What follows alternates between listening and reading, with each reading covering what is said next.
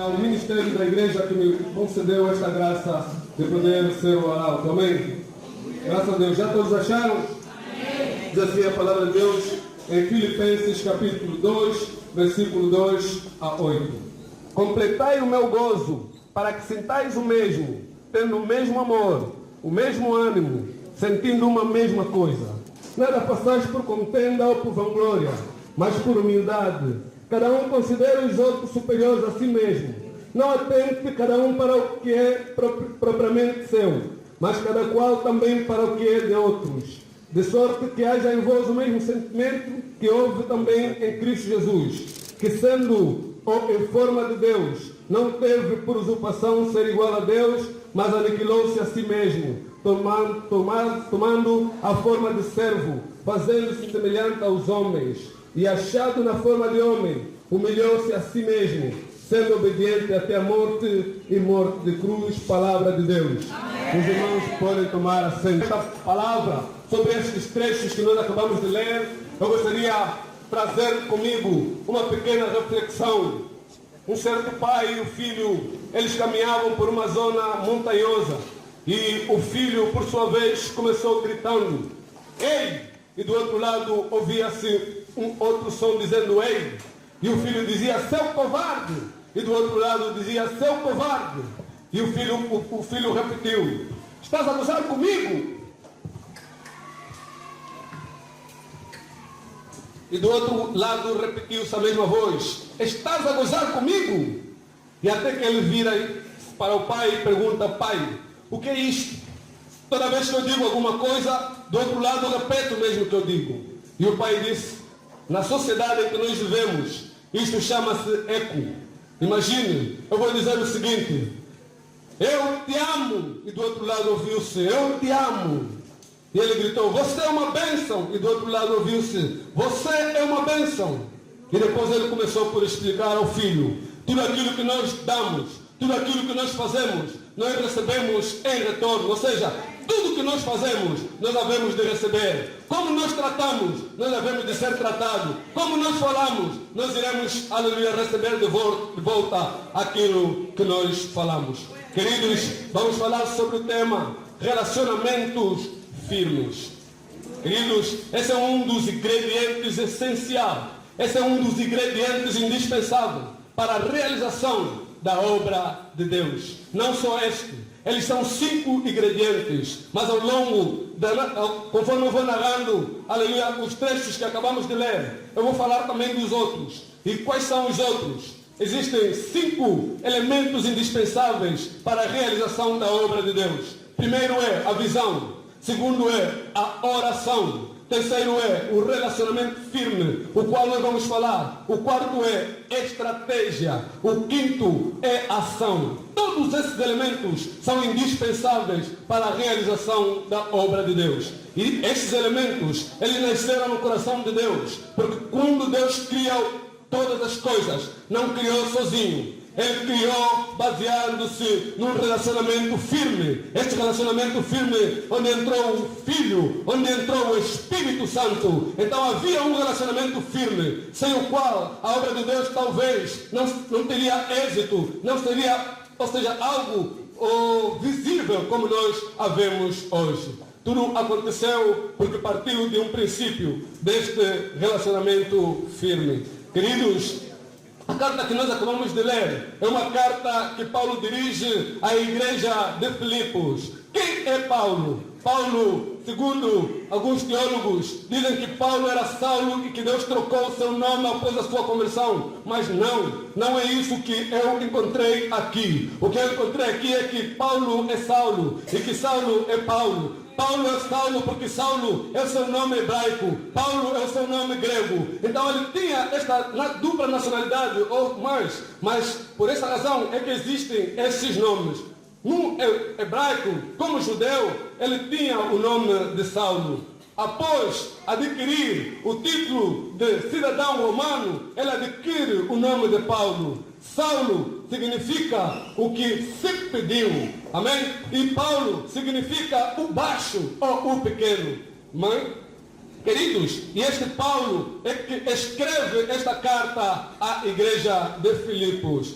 Paulo, filho de um judeu.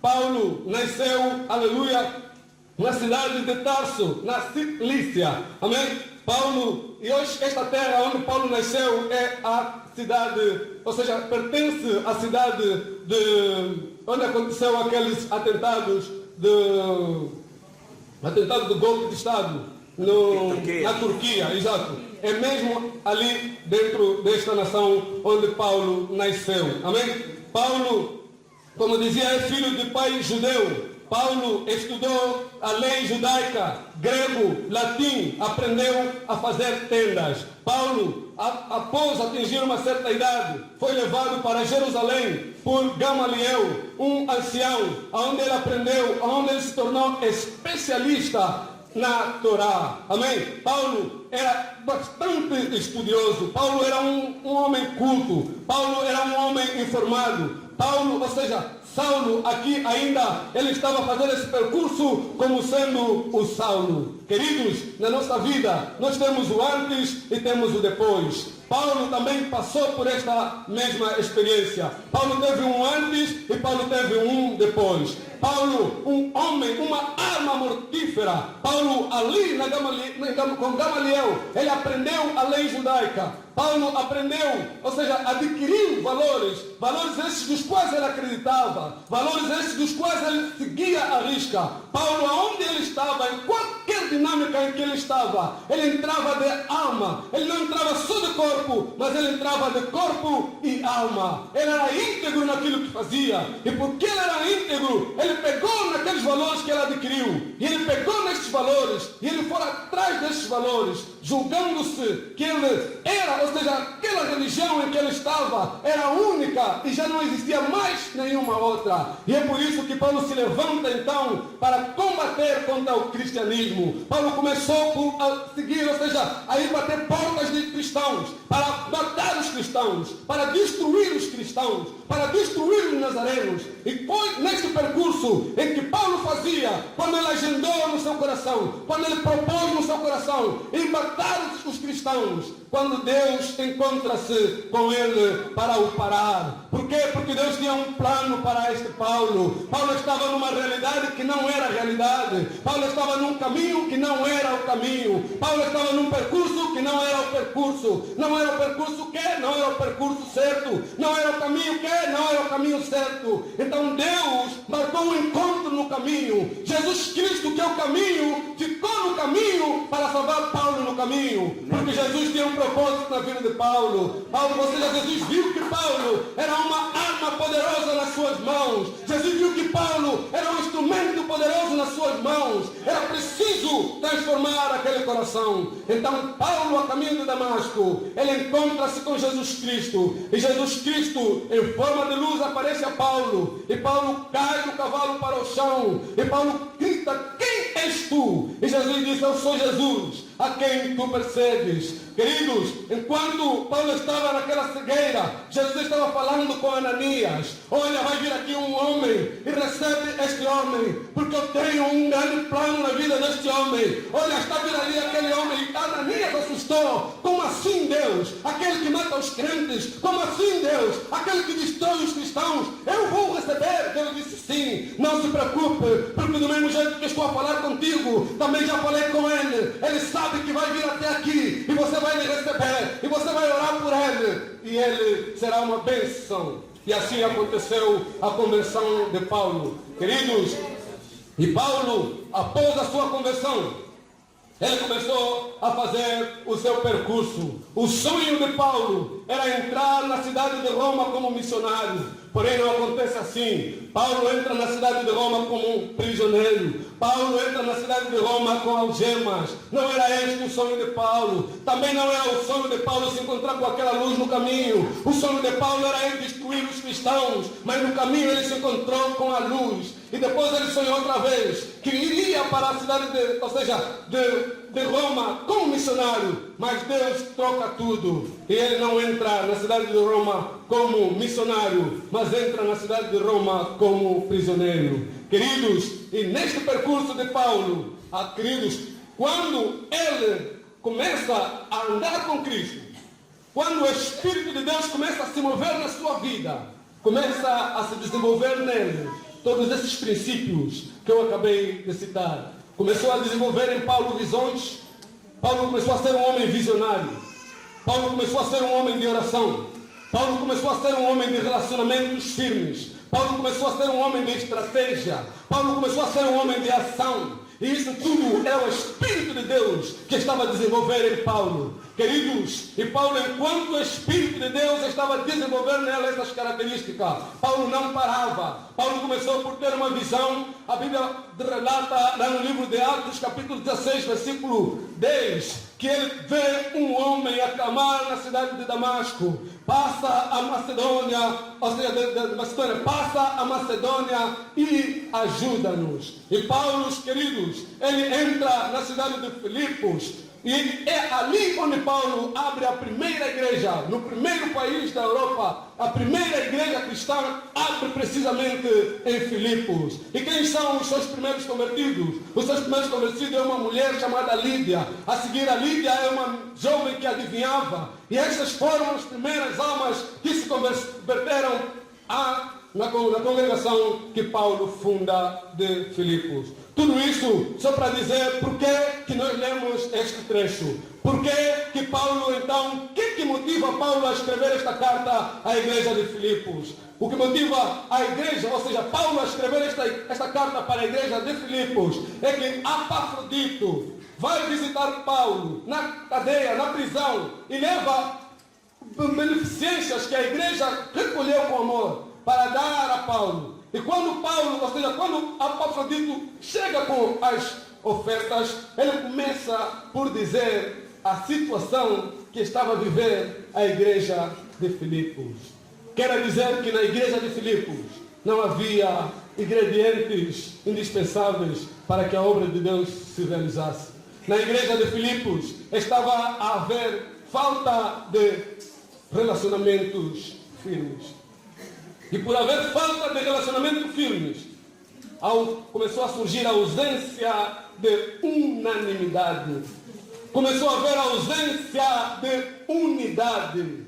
Começou a haver a ausência de humildade. Começou a haver a ausência de bondade. Por causa da falta de relacionamento firme, começou a haver o egoísmo. Por causa da falta do relacionamento firme, começou a haver o orgulho. Tudo isso começou a desenvolver-se, porque na igreja de Filipos não havia relacionamento firme. Cada um lutava por si, cada um fazia as coisas para aparecer, cada um fazia as coisas como bem lhe agradasse, cada um fazia as coisas como bem entendia, cada um levava as coisas segundo o seu método, cada um levava as coisas segundo lhe deu na cabeça, mas era a obra de Deus que estava a ser tratada daquele jeito. Era a obra de Deus, e Paulo identifica que as coisas estavam a funcionar assim. Por quê? Porque o Espírito de Deus não estava na igreja de Filipos. Por quê? Porque não havia, ou seja, comunhão entre o povo e o Espírito de Deus. E por não haver comunhão entre o povo e o Espírito de Deus, as pessoas não se relacionavam como deve ser. Querido, nós não estamos a falar de um relacionamento firme de casamento. Nós não estamos a falar de um casamento, ou seja, de um relacionamento firme conjugal. Nós estamos a falar de um relacionamento firme entre um relacionamento vertical e um relacionamento horizontal. Queridos, quando há ausência deste relacionamento, é porque não há comunhão entre Deus e o povo. Quando não há relacionamento entre os irmãos, é porque a comunhão de Deus já se foi, é porque o poder de Deus já desapareceu. E quando o poder de Deus desaparece, o homem aparece.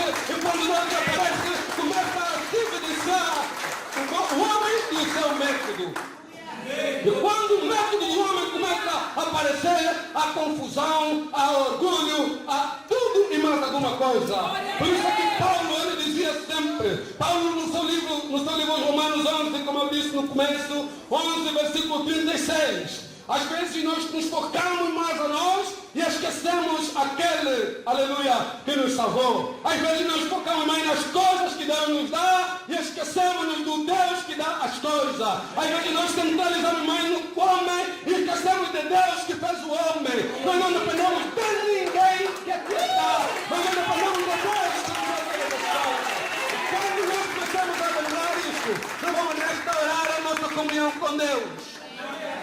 Quando nós começamos a restaurar, ou seja, a restabelecer a nossa comunhão com Deus, o nosso Deus ele vai se manifestar. Queridos, dizia eu que o próprio Jesus Cristo, antes de começar o seu ministério, ele desceu, ele estabeleceu um relacionamento firme com os seus discípulos. Ele desceu, ele começou a conversar com os seus discípulos, ele começou a transformar a vida dos seus discípulos, ele começou a ensinar os seus discípulos, ele começou a instruir os seus discípulos, ele começou a orientar os seus discípulos, e os discípulos não tiveram como não segui-lo. Por quê? Porque eles viam em Jesus Cristo um modelo para seguir.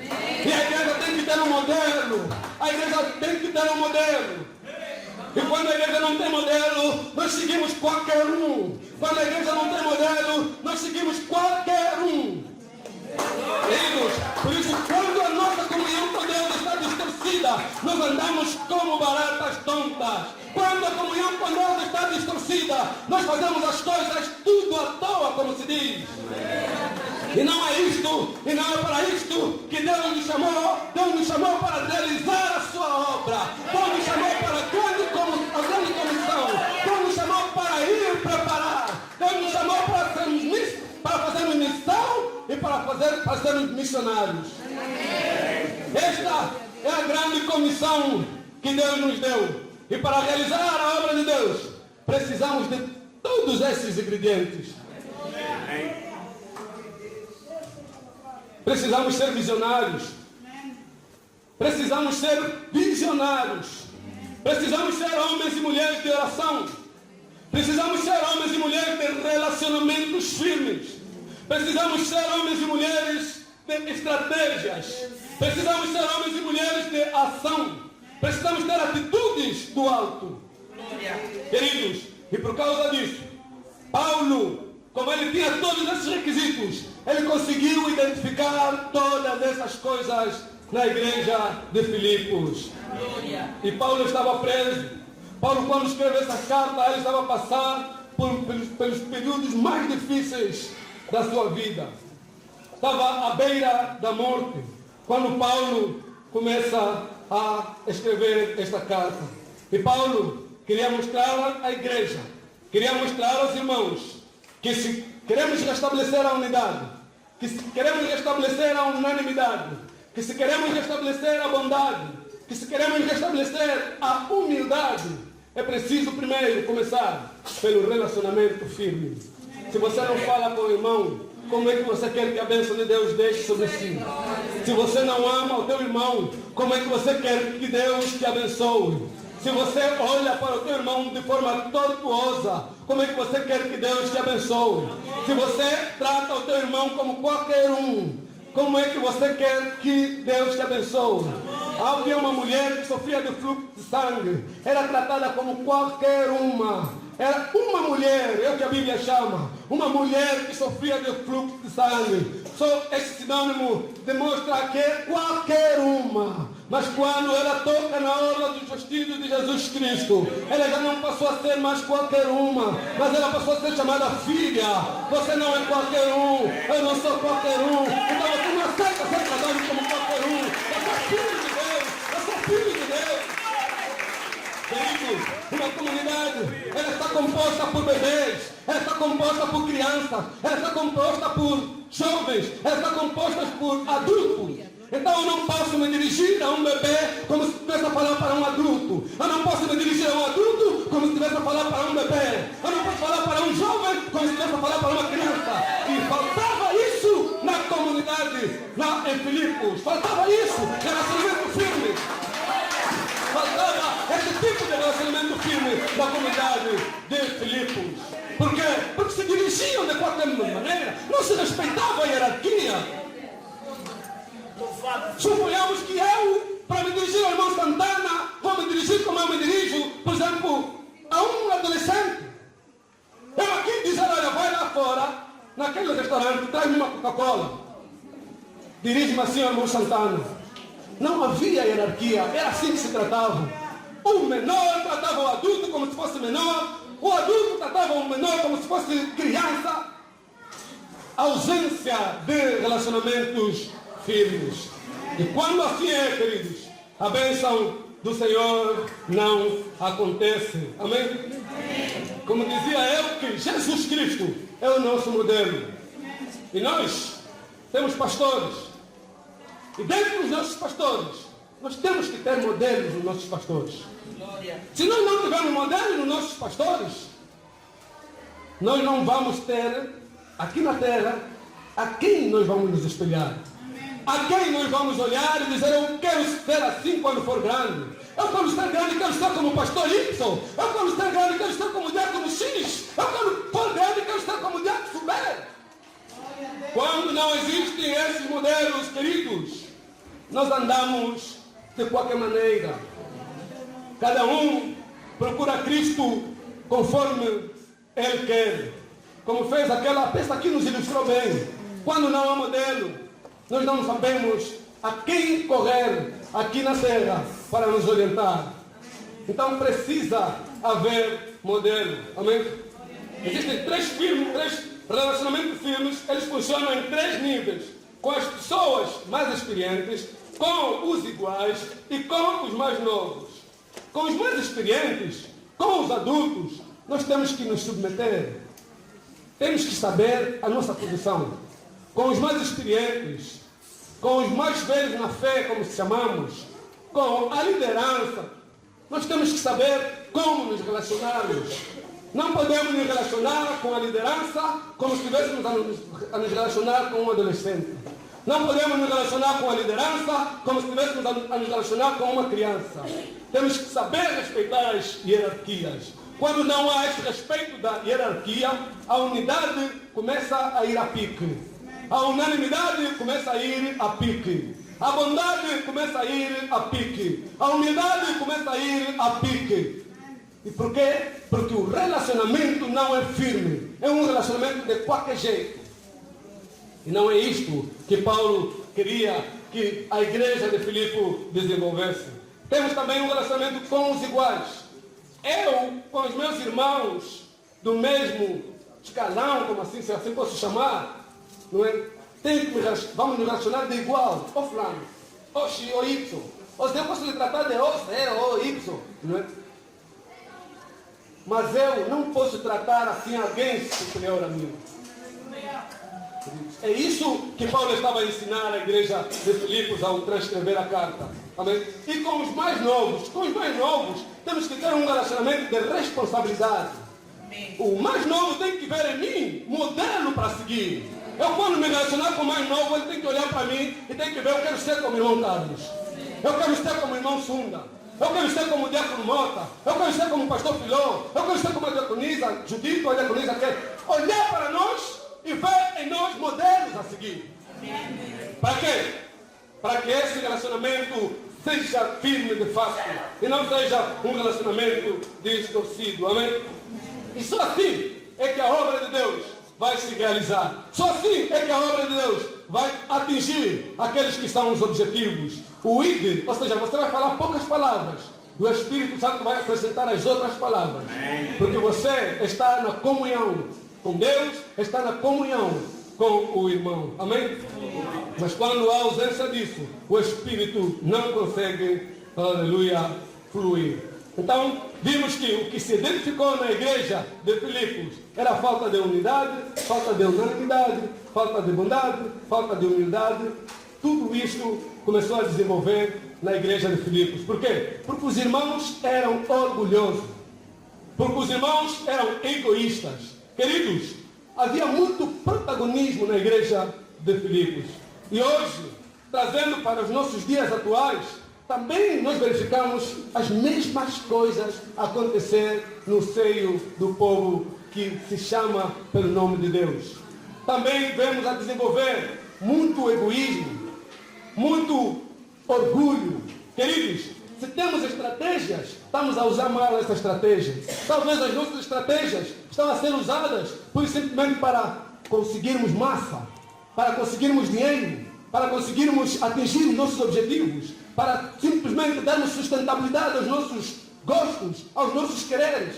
E quando assim é, a Bíblia fala lá em Lucas 8, versículo 5 em diante, ele fala do semeador e da semente e da terra. Ele diz que é uma semente que caiu em espinhos. E sabe o que são os espinhos? Os espinhos é quando o nosso tempo, o nosso coração, em vez de se encher da palavra de Deus, os nossos corações, em vez de estarem ocupados com a palavra de Deus, eles começam a se encher. Bom, eu quero ter uma boa casa, eu quero ter um bom carro, eu quero ter. E quando eu quero ter começar a se evidenciar muito, você não vai ter tempo para guardar a palavra de Deus. Você não vai ter tempo para encher aquele espaço com a palavra de Deus, porque você vai encher com outras coisas. E essas coisas vão ser espinhos na tua vida. E você, qualquer vento vai te derrubar. Qualquer tempestade vai te derrubar. Então, a igreja de Filipe estava a correr este perigo. Por quê? Porque as pessoas eram muito egoístas, estavam mais focadas em si do que propriamente no Deus Todo-Poderoso. Amém? Não havia, compromisso, não havia, humildade. As pessoas não eram submissas. As pessoas, quando lhes pedissem alguma coisa, diziam: eu sou isso e aquilo e você vai me pedir isso. Eu faço aquilo e aquilo outro e você, quem é você para me mandar fazer isso? Quem é você também para me dirigir a fazer aquilo e aquilo outro? Por quê? Relacionamentos distorcidos. Amém? Vamos ver o que diz então aqui no versículo 2. Completai o meu gozo, para que sintais o mesmo, tendo o mesmo amor, o mesmo ânimo, sentindo uma mesma coisa. Versículo 3. Nada passaste por contenda ou por vanglória, mas por humildade. Cada um considera os outros superiores a si mesmo. 4. Não atente cada um para o que é propriamente seu, mas cada qual também para o que é dos outros.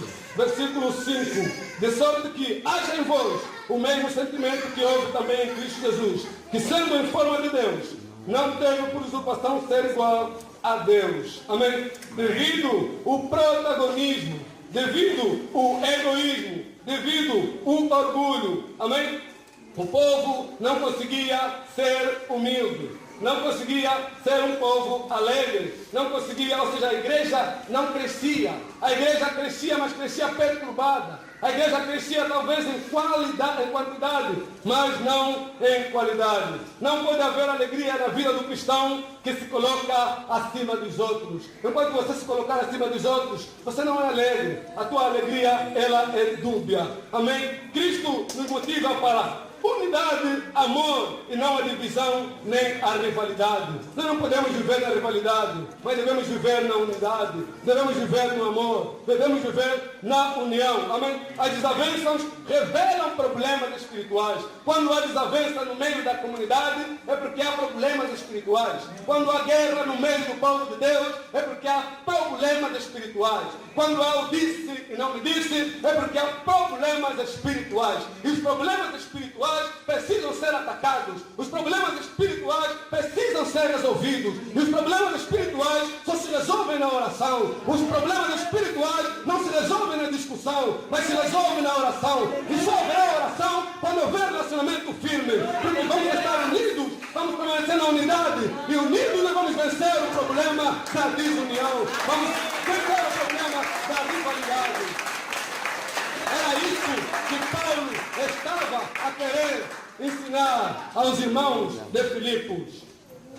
Se você notar que alguém está a arranjar problema, você até não precisa falar muito. Vai, ora. A oração de um justo pode muito nos seus efeitos, porque Deus é Deus que ouve. Amém? Você pode não ver imediatamente, mas enquanto você estiver a orar, o Deus do impossível estará trabalhando na vida da pessoa. Estará trabalhando primeiro na tua vida, depois estará trabalhando na vida da outra pessoa. Problemas revelam falta de comunhão com Deus. Amém? Paulo aponta e considera o teu irmão. Ou seja, Paulo fala aqui no versículo que nós acabamos de ler, que devemos considerar os nossos irmãos superiores a nós mesmos. Nós às vezes temos esse problema de não conseguirmos considerar os nossos irmãos superiores a nós mesmos. Achamos que sabemos, achamos que temos, então quem é ele? Não é fácil considerar o teu irmão superior a ti mesmo, mas considere o teu irmão superior a si mesmo. O que é que Paulo estava querendo mostrar? Paulo estava querendo mostrar que eu e você, nós fomos chamados para servir os outros. Fomos chamados para dar sustentabilidade aos outros. Lá em Romanos 6, Ele diz que se você roubava, não roube mais, comece a trabalhar. Mas trabalhar para quê? Para ajudar, para acudir o necessitado. Ele não está falando que você vai trabalhar para você se encher, para você ser e ter, não. Ele vai trabalhar para acudir o necessitado. E ele está apontando o quê? O outro. Esse livro de Filipenses 2 fala dos outros. Filipenses 1 fala de Cristo em primeiro lugar. Então nós fomos chamados para auxiliar os outros. Você foi chamado para auxiliar o outro. Amém? E queridos, quero também dizer que existem líderes com qualidades e existem líderes de maus caráter. Um líder de qualidade é aquele que faz uso dos seus privilégios para ajudar os outros, para preparar os outros, para que a congregação cresça, para que a congregação dê fruto. Este é um líder de caráter. Um líder de mau caráter é aquele que usa dos seus privilégios para se encher a si próprio, para se auto-elevar, para se auto-qualificar. Esse é um líder de mau caráter. E Jesus Cristo é um líder de bom caráter, porque Ele veio para servir os outros, Ele veio para lavar os meus pés, Ele veio para me acudir, Ele veio para me socorrer, Ele veio para me auxiliar. Este é um líder de qualidade. E eu, se sou seguidor de Jesus Cristo, então devo desenvolver essas qualidades de Jesus Cristo. Eu fui chamado para acudir o meu irmão. Eu fui chamado para auxiliar o meu irmão. Eu fui chamado para ajudar o meu irmão. Eu fui chamado para socorrer o meu irmão. E quando a igreja começar a desenvolver essas qualidades, aqueles que não conhecem Deus vão querer conhecer esse Deus. Vão querer abraçar esse Deus. Através do teu caráter, através do teu comportamento. Queridos, Paulo aqui estava a dar aula de moral. Paulo aqui estava a dar aula de educação, porque havia muita falta de educação na igreja de Filipos. Quando você não sabe respeitar as tuas hierarquias, você não é uma pessoa educada. Quando você não sabe respeitar os mais velhos, você não é uma pessoa educada. Quando você trata um mais velho como se fosse uma criança, você não é uma pessoa educada. Quando o mais velho trata uma criança sem qualidade, sem maneira, também não é uma pessoa educada. E Paulo estava aqui a dar aula de boas maneiras, aula de educação moral e cívica, se assim podemos chamar. Era isso que Paulo estava a ensinar à igreja. E tem que haver relacionamento firme. A unidade só vai desenvolver se nós estabelecermos relacionamentos, aleluia, firmes. E esses relacionamentos firmes, queridos, Deus mostrou desde o Éden. Quando há falta de relacionamento firme, há separação. Quando há falta de relacionamento firme, cada um vai para o seu lado. Mas não é isso que Deus quer. Deus não nos chamou para cada um ir para o seu lado. Deus nos chamou para permanecermos na unanimidade, no mesmo propósito, no mesmo objetivo, no mesmo sonho, na mesma visão. É isso. E é para isso que Deus nos chamou. Deus nos chamou para sermos bondosos, sermos submissos aos nossos irmãos, suportarmos os fracos, amarmos o nosso irmão, amém? Como você diz que ama a Deus, enche o teu peito, aborrece, e às vezes você não vê, tens coragem de encher o peito e dizer, Deus, eu te amo. E o teu irmão que você vê todos os dias, você lhe aborrece. O teu irmão que você vê todos os dias, você não conversa com ele. O teu irmão que você vê todos os dias, você não o acude. O teu irmão que você vê todos os dias está sofrendo, está chorando ao teu lado. Às vezes está ao teu lado a passar por grande dificuldade e você nem sequer consegue estender a mão para o teu irmão. Você não tem coragem de dizer, irmão, vamos orar. Quando você podia dar alguma solução na situação dele. Quando você às vezes está com os bolsos cheios e você podia socorrer o teu irmão. E você não tem coragem de dizer, vamos orar. Mas você está aí na tua casa com os teus bolsos cheios de dinheiro. E você chama isso um relacionamento firme. Paulo estava a ensinar a igreja a permanecer na unidade.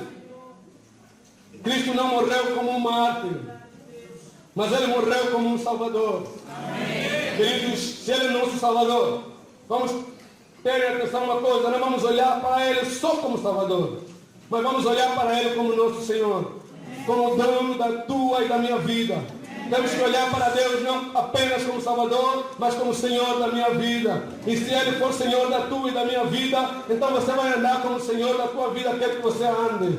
Queridos, Paulo, em todas as dinâmicas em que ele entrava de corpo e alma. Ele se entregava para ser um instrumento para o desenvolvimento da obra de Deus. Você é chamado para isto também. Você não pode vir aqui de qualquer maneira. Como dizia eu aos adolescentes de manhã, nós às vezes viemos com o nosso coração a Deus, mas é um coração duro, fechado, tipo mandioqueira que não dá mandioca.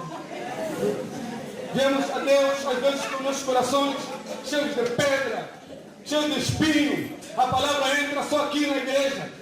A palavra só aguenta daqui da igreja até a tua casa. Você abrir a porta da tua casa, as pedras sufocaram a palavra, foram. Você ali já é ímpio. Você já trata as pessoas te perguntam, você está saindo da igreja? Coração duro. A palavra não consegue entrar nesse coração. A palavra de Deus não consegue permanecer no teu coração. Eu vou terminar já. Mas, queridos, quero levar os irmãos a pensarem comigo. Deus nos chamou para realizarmos a obra, os propósitos de Deus. Eu não sei aonde é que Deus quer trabalhar contigo, como é que Deus quer trabalhar contigo, mas Ele quer que você se disponibilize. Ele quer que você abra o teu coração. Ele quer que você lhe dê um espaço. Ele quer que você entre de corpo e alma com Ele. Você não vá assim com medo, com receio. Ele quer trabalhar contigo, mas é preciso você também dar um passo. É preciso você marcar um passo também. Faz a tua parte, que Deus estará fazendo a parte dele. Queridos, nós vimos a Bíblia nos aponta de muitos homens que caíam na graça de Deus. A graça de Deus era com eles. A graça de Deus os acompanhava. Sabe por quê? Porque eles não olhavam meios. Ele não olhava a circunstância. Se é para se entregar para Deus, é para se entregar mesmo. Se é para fazer as coisas de Deus, é para fazer mesmo. Se é para ir onde Deus vai me mandar, é para ir mesmo. Não questionavam. Eles nunca questionavam. Ele não questionou, dizer que eu não tenho serrote, eu não tenho martelo, mas Deus lhe mandou fazer um barco. E ele disse, eis-me aqui, vou fazer um barco. Abraão, Deus lhe chamou e disse, vamos. Abraão não questionou aonde. Deus disse, só vamos para uma terra. E ele disse, vamos, Senhor, se é para ir mesmo. Se é para fazer mesmo. Não questione, faça a obra de Deus. Porque quando você estiver a questionar, Deus vai virar o caminho e vai buscar aquele que não questionou. Enquanto você estiver fazendo truques e dando volta, Ele vai buscar aquele que nunca dá volta, aquele que se disponibilizou, aquele que levantou a mão e disse, eu estou aqui. Por isso é que nós vemos na nossa comunidade pessoas que são abençoadas, pessoas que se destacam, pessoas que Deus é com eles, onde a presença de Deus se manifesta. Por quê? Porque eles nunca questionam. Ele nunca dizem, está ali o fulano, porque que não lhe chamam? Está ali a fulana, porque que não lhes fazem? E também não dizem, só o fulano que está ali, só o fulano que está ali, não. Deixa, é Deus que sabe. É Deus que está na obra. É Deus que está no comando da obra. Não é o homem. E quando você não começar a questionar assim, Deus vai te visitar. A graça de Deus vai ser contigo. A graça de Deus vai te acompanhar. Aonde quer que você for, a graça do Senhor vai te acompanhar. Por quê? Porque você é servo. E servo é aprendiz. Servo é discípulo. Servo não questiona. Servo cumpre. Servo faz. Não é uma questão de ser burro. Não é uma questão de ser menos sábio que os outros. Mas é uma questão de disponibilidade. Por quê? Porque você sabe em quem você crê. Por quê? Porque você sabe onde Deus te tirou. Por quê? Porque você sabe o que Deus fez na tua vida. E porque você sabe disso, você não questiona. Você diz, eis aqui, Senhor. Faz segundo a tua vontade. Assim como aprendeu Samuel. Fala, Senhor, porque o teu servo ouve. Inclina a tua cabeça. E enquanto você inclina a tua cabeça, eu quero dizer, você, meu irmão, você veio até este lugar. Eu não sei quem te falou para vir até aqui. Eu não sei como, mas você veio até aqui. Mas Deus sabe por que você veio aqui. Deus marcou um encontro contigo aqui hoje. Dia 19, Deus marcou um encontro contigo. Ele não quer que você volte e leve de novo os teus fardos contigo. Ele não quer que você vá para a tua casa do mesmo jeito que você veio, mas Ele quer que você saia daqui diferente. Ele quer que você o leve no seu coração, que você ande com Ele no seu coração. Se você veio aqui pela primeira vez, eu quero te convidar, levante as suas mãos. Nós vamos orar para ti e Deus estará cumprindo o propósito pelo qual Ele te trouxe até aqui. E Deus estará tomando conta da tua vida. vida. Muito obrigado, minha irmã.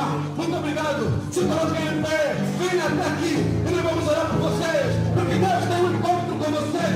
Deus quer tomar conta das vossas vidas. Deus quer guiar as vossas vidas. Não existe. Não existe. Não diga assim, é como melhor. Não. Até o compromisso é com Deus. É Deus que vai tomar conta da tua vida, não o outro. É Deus que vai guiar a tua vida, não o outro.